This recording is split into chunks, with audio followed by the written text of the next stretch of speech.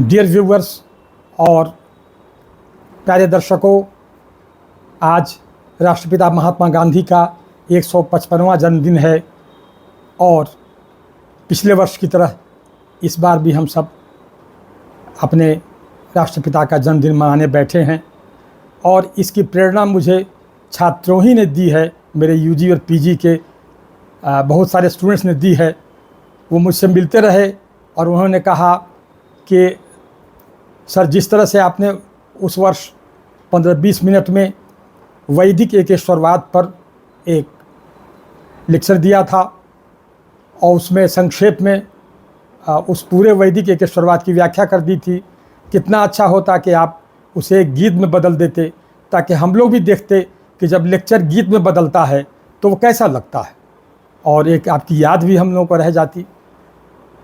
तो ये गीत एक भजन बन गया है मित्रों, लेकिन स्टूडेंट्स के एक ग्रुप ने मुझसे ये भी फरमाइश की कि कम से कम, चूँकि हम लोग जो पढ़ाते हैं अपने लड़कों को, तो जो गांधीयन फिलॉसफी है उसमें जो सत्य, अहिंसा और सर्वधर्म समभाव, ये तीन जो उसके स्तंभ हैं, अगर संक्षेप में उसकी सर्वव्याख्या कर देते और थोड़ा बताते कि अन्य धर्मों में, यानी जो 4 धर्म बड़े हमारे यहाँ हैं, तो उनमें ये चीज़ें कहाँ कहाँ हैं, 1-2 एग्जाम्पल दे देते। तो मैंने सोचा है कि वीडियो को ज़्यादा लंबा न करें और कम से कम समय में मैं ये सब कर सकूं।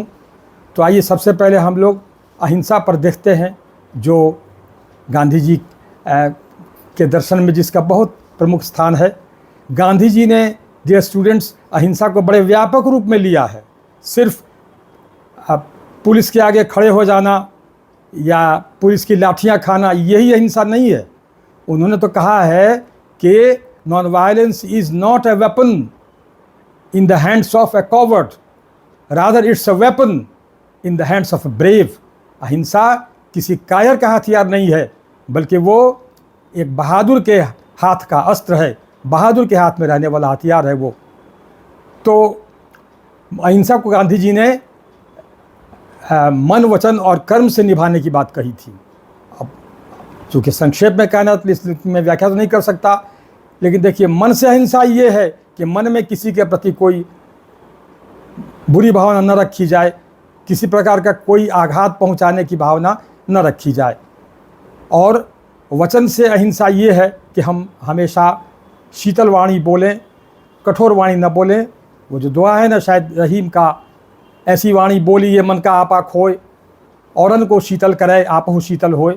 तो वही होना चाहिए, बात होनी होनी चाहिए। और कर्म की अहिंसा ये है कि हम किसी प्रकार की हिंसक प्रवृत्ति हमारे अंदर न हो, कोई हिंसक कार्य न करें। अब प्रश्न ये है कि ये आपका प्रश्न है कि क्या ये जो हमारे देश के जो 4 प्रमुख धर्म हैं, हिंदू, इस्लाम, क्रिश्चियनिटी और सिखिज़म, क्या इसमें अहिंसा है? तो हाँ मित्रों, इसमें अहिंसा है। डियर स्टूडेंट्स, इसमें अहिंसा के लिए आप चाहते हैं टेक्स्ट से देना, तो लीजिए, सबसे पहले मैं आपको बताता हूँ कि हमारे यहाँ यानी वेदों में कैसे अहिंसा है। हमारे यहाँ उपनिषद कहते हैं, यानी वेद कहते हैं, हिंसा स्वपापे न विनश्यति खलु, यानी हिंसा करने वाला अपने ही पाप से नष्ट हो जाता है। महाभारत में कहा गया कि अहिंसा परमो धर्म, यानी अहिंसा is the highest moral virtue, ये सर्वोच्च नैतिक गुण है। और अब आप आइए तो बाइबिल में हम लोग चलें और देखिए, बाइबिल से एक बात याद आ गई है जो स्टूडेंट्स, कि मैंने लास्ट ईयर जो एक आपको जो कोटेशन दिया था उसको आप ठीक कर लें। वो ये नहीं है कि I am one and there is none like me. वो कोटेशन ये है कि I am God and there is no other, I am God and there is none like me. ये बुक ऑफ आइजाया में ये है, इस तरह से ये वर्स है। खैर, तो अब देखिए कि बाइबिल में अहिंसा के बारे में क्या कहा गया है। तो बाइबिल में जीसस क्राइस्ट ने एक जगह कहा है, यीशु मसीह ने, कि take the sword into your place, take the sword into your place, for all who take the sword will perish by the sword. कि तुम अपनी तलवार अपने म्यान में रख लो, क्योंकि जो भी तलवार उठाएंगे उनका विनाश तलवार से ही होगा। और इसी प्रकार एक और स्टेटमेंट में जीसस ने कहा है कि if any one slaps to you on the right cheek turn to him the other also, कि अगर कोई तुम्हारे दाएं गाल पर तमाचा मारे तो तुम अपना बायां गाल भी उसके सामने कर दो। मित्रों, इससे कहा जाता है कि गांधी जी बहुत अधिक प्रभावित थे। बात यह है कि इस कथन में गहराई है, बहुत गहराई है। आज के ज़माने में ऐसा बिरले ही देखने को मिल सकता है। अगर आप किसी ने अगर आपके दाएं गाल पर तमाचा मारा है और अगर आपने बायां गाल उसके सामने कर दिया है तो ही will be terribly ashamed and he will beg apology. वो बुरी तरह से लज्जित होगा और आपसे क्षमा मांगेगा। तो ये बहुत गहरी बात है जो ईसा मसीह ने इसमें बताई है। और अब हम लोग आगे बढ़ें। अब देखें सिख भाइयों के यहाँ कि वहाँ सिखिज़्म में क्या कहा गया है हिंसा के बारे में। तो उनके यहाँ कहा गया है कि वो एक सरदार था, उसका नाम था भागो। उस सरदार ने बड़ी आरज़ू मिन्नत की गुरु नानक जी से कि आप चलें गुरुजी मेरे यहाँ भोजन करें। उन्होंने साफ इनकार कर दिया कि नहीं, मैं तुम्हारे यहाँ भोजन नहीं करूँगा। लेकिन जब उसने बड़ी आरज़ू मिन्नत की तो गुरु नानक वहाँ गए, और जब वहाँ गए तो उन्होंने उसके दिए गए भोजन को हाथ से निचोड़ा। शायद दूध रोटी थी वो, और जैसे उन्होंने उसको चुटकी से उसको मसला, उस भोजन को थोड़ा सा उसका हिस्सा उन्होंने मसला, तो उसमें से खून बहने लगा, खून की धारा बहने लगी। उन्होंने कहा देखो, तुमने गरीबों को दुख देकर उनका शोषण करके ये भोजन बनाया था, इसीलिए इससे खून की धारा बह रही है। तो इतना अधिक मैंने अहिंसा का ये वहाँ दिखाई देती है मित्रों, इतनी अधिक अहिंसा वहाँ है। एक और जगह वो कहते हैं कि मेरा कोई दुश्मन नहीं है, मेरे लिए कोई परदेसी नहीं है, सारा संसार मेरा है। अच्छा, अब हम लोग देख लें कि इस्लाम में अहिंसा के बारे में क्या कहा गया। तो कुरान कहता है कि if one killed even a single innocent person, he has if killed the humanity as a whole, and if he saved even one, he has if saved the humanity as a whole. कि अगर किसी ने किसी बेगुनाह की हत्या की, किसी एक बेगुनाह की भी हत्या की, तो मानो उसने पूरी मानव जाति की हत्या कर दी, उसका कत्ल कर दिया। और अगर किसी ने किसी एक को भी बचा लिया तो जैसे उसने सारी मानव जाति को बचा लिया। तो इस तरह हम देखते हैं कि अहिंसा की भावना हमारे इन चारों धर्मों में है। और हम आते हैं सत्य पर मित्रों। तो सत्य के बारे में ये आप जान लें कि गांधी जी अधिक प्रभावित थे भारतीय अध्यात्म से ही। उन्होंने वेदों, उपनिषदों, महाभारत और भारतीय धर्म ग्रंथों से ही बहुत अधिक उन्होंने प्रभाव लिया और सत्य को उन्होंने अपने दर्शन का आधार बनाया। इसलिए हम लोग देख लें कि अपने यहाँ वेदों में क्या कुछ कहा गया है, उसी से हम समझ लेंगे। तो जैसे सबसे पहले तो वेदों का ये बहुचर्चित ये मंत्र याद करें, वो है उसमें उसका एक भाग है कि सत्यम ज्ञानम अनंतम ब्रह्मा। इसमें है कि ईश्वर सत्य स्वरूप है, ज्ञान स्वरूप है और अनंत है। तो ईश्वर को सत्य स्वरूप तक कह दिया, सत्य को इतना महत्व दिया। अच्छा, एक अन्य स्थान पर कहा गया है नास्ति सत्यात् परो धर्म, कि there is no other moral virtue than truth, कि सत्य से परे कोई नैतिक सद्गुण नहीं है, कोई गुण नहीं है। यानी कोई भी गुण, नैतिक गुण तभी वो अपनी पूर्णता तक पहुँचेगा जब उसमें सत्य का समावेश होगा। अच्छा, एक और जगह कहा गया है, देखिए ये जो है ये मुंडक उपनिषद में है। तो वहाँ कहा गया है कि सत्यमेव जयते, ओनली ट्रूथ इमर्जेस विक्टोरियस। असत्य कुछ वर्षों तक अपना प्रभाव डाल सकता है, लेकिन अंतिम विजय सत्य की ही होती है। और अब हम लोग देखें, हम लोग आ जाएं अब जो तीसरा है, जो बहुत प्रमुख स्तंभ है गांधी दर्शन का, वो है सर्वधर्म समभाव। उसको कहिए कि रिस्पेक्ट फॉर ऑल रिलीजन्स। कुछ लोग कहते हैं इसको equal respect to each and every religion, के व्यक्ति अपने धर्म, जो उसका धर्म है वो तो है ही, लेकिन दुनिया के अन्य जितने भी धर्म हैं उन सब का भी वो सम्मान करे, उन धर्मों का अपमान न करे, तिरस्कार न करे। अब हमें ये देखना है कि इस बारे में वेद, बाइबिल, कुरान और गुरु ग्रंथ साहब में क्या कहा गया है। इसको जो आपने पूछा है खासकर, तो मैं बता रहा हूँ डियर स्टूडेंट्स। देखिए, सबसे पहले कुछ वेदाचार्यों ने बताया है, और दार्शनिक भी कहते हैं, विद्वान भी कहते हैं कि वेद कहते हैं कि सारे ही धर्म नदियों के समान हैं जो एक महासागर में जाकर विलीन हो जाती हैं।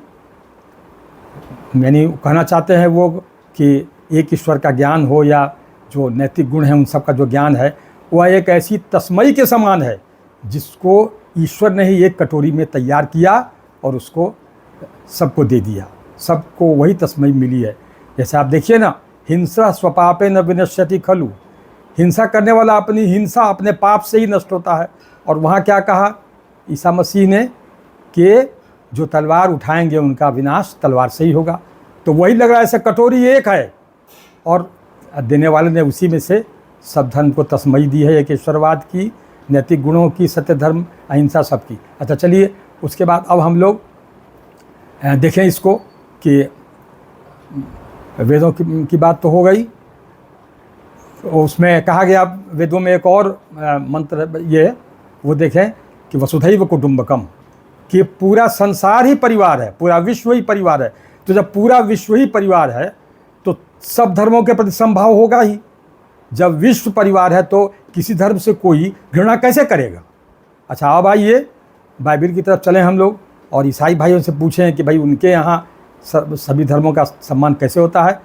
तो देखिए स्टूडेंट्स, ईसा मसीह ने कहा था कि मैं उन लोगों के लिए आया ही नहीं हूँ जो पहले से ही सही रास्ते पर चल रहे हैं, जो सन्मार्ग पर चल रहे हैं, मैं उनके लिए नहीं आया हूँ।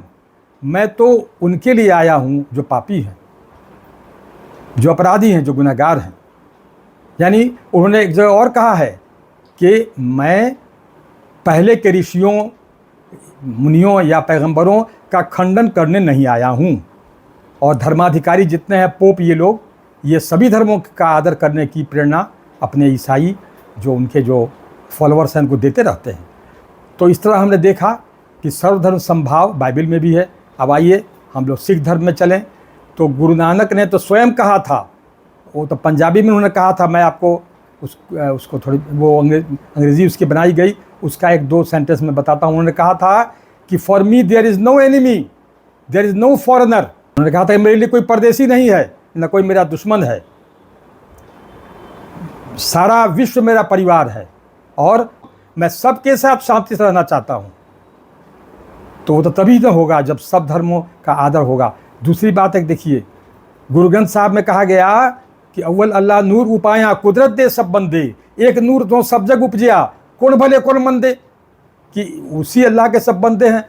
तो हम इसमें भला बुरा किसको कहें, भेदभाव किससे करें, यानी किससे नफरत करें, किससे घृणा करें। तो सभी धर्मों का आदर करने की शिक्षा सिख धर्म भी देता है। और अब हम लोग इस्लाम में आ जाएं, ज़रा वहाँ देखें कि उस धर्म में किस तरह से सभी धर्मों का आदर करने की बात कही गई है। तो सबसे पहले हम देखें, एक स्टेटमेंट है कुरान का। कुरान कहता है कि there is no compulsion in matters of religion, कि धर्म के मामले में कोई ज़बरदस्ती नहीं है, धर्म में कोई ज़बरदस्ती नहीं है। एक और जगह वहाँ कहा गया है कि all good names belong to him, वो कैपिटल से वो है हिम, यानी all good names belong to the almighty Allah. तो कहने का मतलब ये है कि सारे अच्छे नाम उसी के हैं।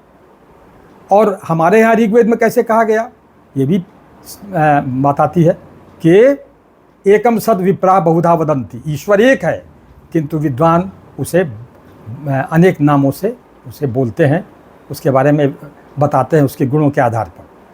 तो देखिए कुरान ने भी कहा कि सारे अच्छे नाम उसी के हैं। तो ईश्वर अल्लाह दोनों नाम उसी के हैं। राम, जो मन में रमे राम है, जो रहम करे रहीम है, तो सब उसी के नाम हैं। इसीलिए लगता है कि गांधी जी की प्रार्थना सभा में ये प्रार्थना जो होती है, ईश्वर अल्लाह तेरे नाम सबको सन्मति दे भगवान, ये इसी आधार पर है कि ऋग्वेद का जो वो मंत्र है और यहाँ कुरान की जो आयत है ये, तो इस सब को आधार बनाकर ये प्रार्थना बनी होगी। तो इस तरह से डियर स्टूडेंट्स, ये सारी व्याख्या मैंने संक्षेप में कर दी, आपकी वो फरमाइश मैंने पूरी कर दी है। और अब वो जो आपकी अंतिम फरमाइश रह गई है, मैं उसकी तरफ चल रहा हूँ। तो सबसे पहले वो भजन सुनाने से पहले एक वेद मंत्र का काव्यात्मक अनुवाद जो उस बार भी हुआ था, तो इस बार क्यों ना हो, तो पहले एक वेद मंत्र सुनिए और उसका काव्यात्मक अनुवाद सुनिए। उसके बाद मैं वो जो गीत मैंने बनाया है आपके, जो आपके लेक्चर दिया था उस पर, वो सुनाऊंगा। तो पहले सुनिए ये वेद मंत्र। न संदृशे तिष्ठति रूपमस्य, न चक्षुषा पश्यति कश्चनेनम्, हृदा हृदिस्थं मनसा येनम्, एवं विदुः अमृतास्ते भवन्ति। और अब इसका मैंने काव्यात्मक अनुवाद किया है मित्रों, अपनी क्षुद्र बुद्धि के आधार पर। तो आप विद्वज्जन ये काव्यात्मक अनुवाद सुने, आप भी सुने डियर स्टूडेंट्स, और विद्वज्जन मुझे आशीर्वाद भी दें। तो सुनिए इस वेद मंत्र का काव्यात्मक अनुवाद। उसका रूप निराला इन आँखों में ठहर सकता ही नहीं, उसका रूप निराला इन आँखों में ठहर सकता ही नहीं, उसका रूप अनूप किसी की आँखों से दिखता ही नहीं, उसका रूप अनूप किसी की आँखों से दिखता ही नहीं। मन से भजने से अंतर्यामी प्रभु मन में आते हैं, ऐसा जानने वाले जग में अमृतमय हो जाते हैं, ऐसा जानने वाले जग में अमृतमय हो जाते हैं। और ये स्टूडेंट्स, आपकी फरमाइश पर मैंने ये लिखा है, मैंने एक ईश्वरवाद पर जो ये भजन मैंने बनाया है, गीत कहिए जो कहिए, इसमें जो मैंने आपको नहीं भी कुछ बताया था, कुछ वो बातें ही मैंने रख दी हैं। सुनिए, महीनों के परिश्रम के बाद मैंने ये गीत लिखा है डियर स्टूडेंट्स और डियर व्यूअर्स। इसने लगभग मेरा 1 वर्ष लिया है, लेकिन प्रभु की कृपा से मैंने ये गीत लिखा है। तो सुनिए। उसका ही एक भरोसा है, दुनिया का भरोसा कोई नहीं, उसका ही एक भरोसा है। ये वैदिक एक ईश्वरवाद पर है ये भजन। ये स्टूडेंट्स, आप ध्यान देंगे, सारे पॉइंट्स आपके सामने आते जाएंगे। आपने तो पढ़ा भी है मुझसे ये सब, तो सुनिए और ध्यान दीजिए कि उसका ही एक भरोसा है, दुनिया का भरोसा कोई नहीं, उसका ही एक भरोसा है, दुनिया का भरोसा कोई नहीं, वो ही एक सहारा है, वो ही एक सहारा है, वरना है सहारा कोई नहीं, वो ही एक सहारा है, वरना है सहारा कोई नहीं। और निवेदन किया है कि पहने कोई फौलादी जैकेट या रख ले चट्टानी फौज। ये पंक्ति है मित्रों। वेद में तो फौलादी जैकेट ये सब तो बात नहीं ना आएगी, लेकिन चूँकि मुझे समझाना भी तो मुझे आपको है, इसलिए सुने आप। बात जो है, जो वैदिक जो तथ्य है वो आएगा, आप देखें। तो शब्दों से ना आप संदेह करें, न चिंता करें। तो निवेदन किया है, पहने कोई फौलादी जैकेट या रख ले चट्टानी फौज, असली रक्षक ईश्वर है।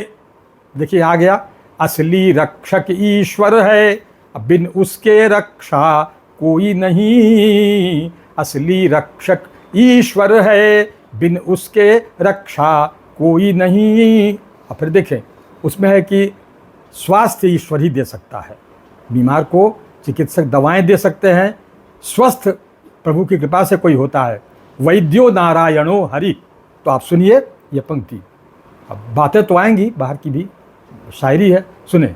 दिल्ली जाए, मुंबई जाए, जाए कोई लंदन न्यूयॉर्क, दिल्ली जाए, मुंबई जाए, जाए कोई लंदन न्यूयॉर्क, अब बिन उसके बीमार को चंगा करने वाला कोई नहीं, बिन उसके बीमार को चंगा करने वाला कोई नहीं। और निवेदन किया है, ये पंक्तियाँ निवेदन किया है, मैं दर्शकों को निवेदन कर रहा हूँ और ये सुने आप भी, कि भवसागर से पार करेंगे संत गुरु तांत्रिक न फकीर, भवसागर से पार करेंगे संत गुरु तांत्रिक न फकीर, और उसके सिवा इस जीवन नैया का है खेवैया कोई नहीं, उसके सिवा इस जीवन नैया का है खेवैया कोई नहीं। और ये पंक्तियाँ भी देखें कि उसके आगे सब हैं भिखारी, राजा हो या रंक फ़कीर, उसके आगे सब हैं भिखारी, राजा हो या रंक फ़कीर, अब वो है सब का दाता, वो है सब का दाता, उसको देने वाला कोई नहीं, वो है सब का दाता, उसको देने वाला कोई नहीं। और डियर स्टूडेंट्स, बहुत सारे एकेश्वरवादी विद्वानों और आध्यात्मिक चिंतकों और दार्शनिकों का मत है कि बाहरी कर्मकांड साधक अथवा भक्त का ध्यान उस परम ज्योति स्वरूप प्रभु परमेश्वर से हटा देते हैं। अतः साधक का शरीर जो भी कुछ कर रहा हो, उसको चाहिए कि वो अपने मन को उसी परब्रह्म परमेश्वर से जोड़े रहे, जिसकी सबसे आसान विधि हरि नाम का स्मरण है, राम नाम का जाप है। और आज तो गांधी जी का जन्मदिन भी है, जिन्होंने हे राम कहते हुए अंतिम सांस ली थी। तो खैर, आप सुने, भजन की अंतिम 4 पंक्तियों में मैंने इस आध्यात्मिक तथ्य को, इस आध्यात्मिक सच्चाई को मैंने रखा है। तो निवेदन किया है, एक है वो ब्रह्मांड रचयिता, उसके जैसा कोई नहीं, एक है वो ब्रह्मांड रचयिता, उसके जैसा कोई नहीं, ज्योति स्वरूप उस परमेश्वर की उपमा प्रतिमा कोई नहीं, ज्योति स्वरूप उस परमेश्वर की उपमा प्रतिमा कोई नहीं। और अंतिम पंक्तियाँ निवेदित कर रहा हूँ कि उसके ही घर जाना है एक दिन, देना है सब कर्मों का हिसाब, अवश्यमेव भोक्तव्यम कृतम कर्म शुभाशुभम, ऐसा उपनिषद कहते हैं, वेद कहते हैं। सुनिए कि उसके ही घर जाना है एक दिन, देना है सब कर्मों का हिसाब, नाम अश्विनी जप ले हरि का, अपने बारे में कह रहा हूँ मित्रों, नाम अश्विनी जप ले हरि का, और है ऐसी पूजा कोई नहीं, नाम अश्विनी जप ले हरि का, है ऐसी पूजा कोई नहीं। प्यारे दर्शकों, बहुत बहुत धन्यवाद।